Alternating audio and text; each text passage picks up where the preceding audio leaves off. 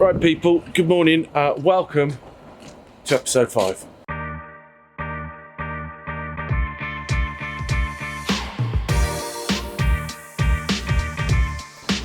That's better, isn't it? So, oh, it just looks so good, doesn't it? I am proud of myself for being crazy enough to just like go for it basically. Oh, it just looks so handsome and I'm so excited by it, and it's like, it's become my beef baby. You know, I just check up on it night and day. Now, essentially, there are 5 different types of steak that come from a roasting. I'm gonna sell 4 of those steaks on the website. And in today's episode, I'm gonna show you how to perfectly cook a steak every time, the ins and the outs, so you'll never get it wrong and that you understand every little piece of detail to absolutely annihilate a steak. Well, not annihilate it, cook it properly. The roasting that I've got in the fridge is the ribs and the loin attached together. There are 5 classic steaks that you get from a roasting. The rump, the T-bone, the sirloin, the ribeye, and the fillet. I don't like the rump. In fact, no, it never eats well. There's always problems with it. It's not that tasty. It's not as tasty as these guys. So, in my opinion, I just wouldn't have the rump.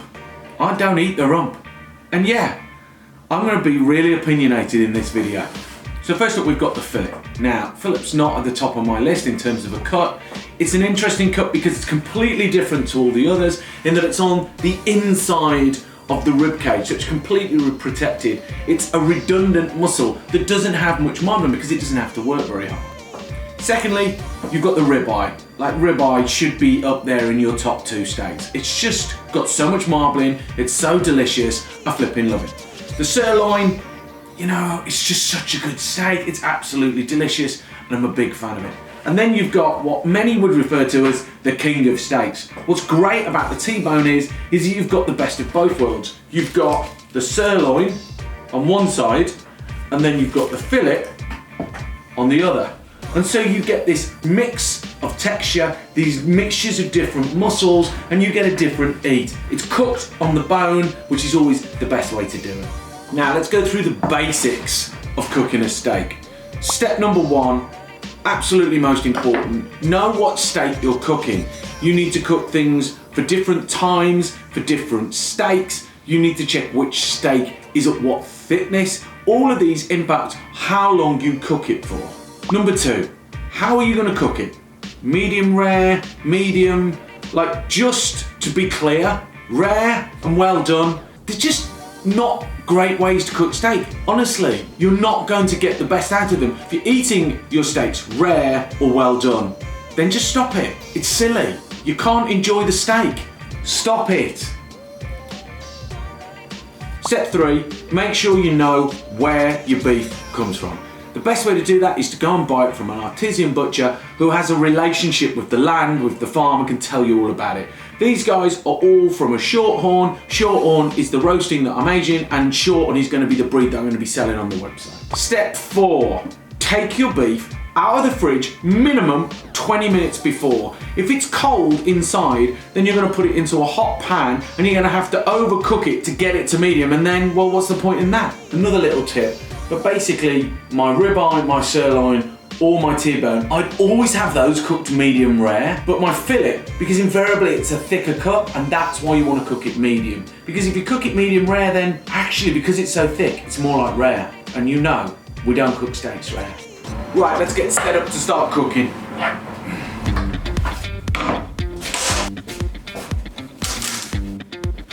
Right, brothers and sisters, tip 5 is you need to have a really heavy bottom pan. Like, this is absolutely flipping heavy. Like, it's a cast iron pan. It's going to take a while to heat up, but when it gets up, it's going to be searingly hot, and that is absolutely vital. If you haven't got a good pan, then don't cook a steak. Right, now you need to get the pan to al scorchio, right? And it's got to be that hot, it makes you slightly nervous, yeah? When the steak goes in, it's going to make an absolutely killer noise, but that's what it's supposed to sound like. Don't be scared, be brave, and crack on. Now step 6 is how to season your steak. The best way to cook it is in beef fat, beef dripping. But I know a lot of you guys won't have that. So I'm gonna use a high smoke oil, something like vegetable oil, sunflower oil. And what we do is we're just gonna pour that on the steak and I'm gonna season it only with salt. So drizzle a little bit of oil over your steak and then just rub it in. If you're cooking on rungs on a barbecue, then you need to absolutely cover the salt, as Richard Turner said in episode 1. There's lots of salt in there, most of it's going to fall off on the grill. I'm going to be cooking in a pan, but I'm still going to make sure that I season it adequately. So let's just cover the first side with a load of salt. Now oil the second side of the steak, rub it in, and then we're going to season again with salt. Okay, so my steak has got a good amount of oil on there, it's got a fair seasoning of salt, and now I'm going to get it into my searing hot pan.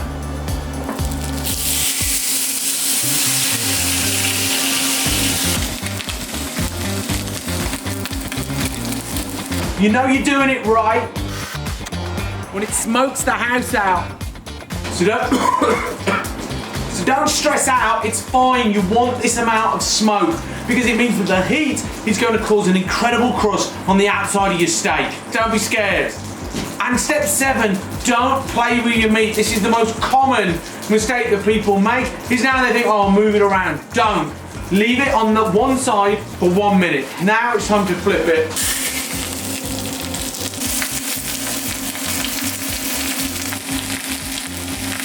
Cook it on either side for a minute. Then you need to just make sure you cook the sides, render down all the fat. Now, to make sure that you get it right, there's a basic simple system. Basically, the way to work it out is, those two things together, that's rare. But remember, we don't cook rare. Medium rare, medium, and the last one is well done. Let's get it off.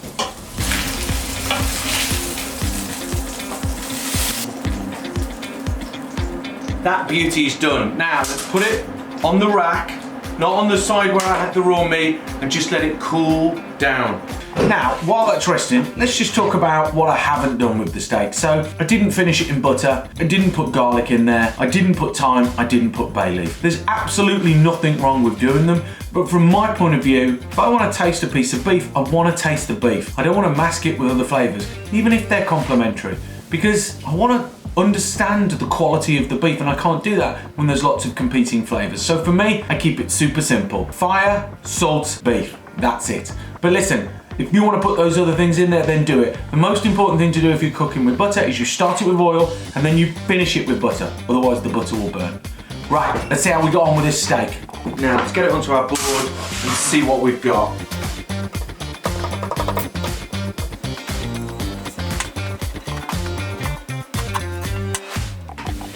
Right, tip 6, or is it 7? I've lost track. Anyway, when you're slicing the beef, you need to slice it across the grain. So there's lines going that way, you're gonna slice that way.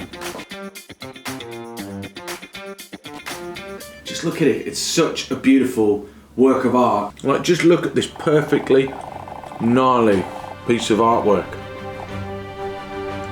Perfectly crispy, crunchy on the outside, and then you've got this beautiful moist, medium rare.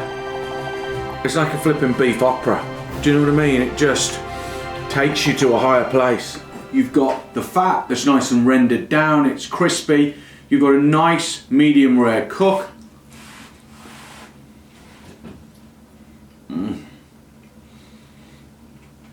Oh, that is so good. See, that's the difference between a dry aged pedigree single breed that's been aged properly. First, you can smell it. You can just smell a good steak. You can smell it when it's raw.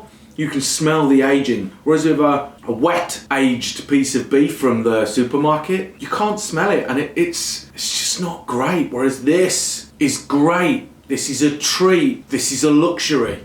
You know, and it comes with a luxurious price tag, right? But like, I'm okay with that, to have something that's been treated properly, that's been had a good life, that's been honoured by the butcher and by the farmer, by the chef.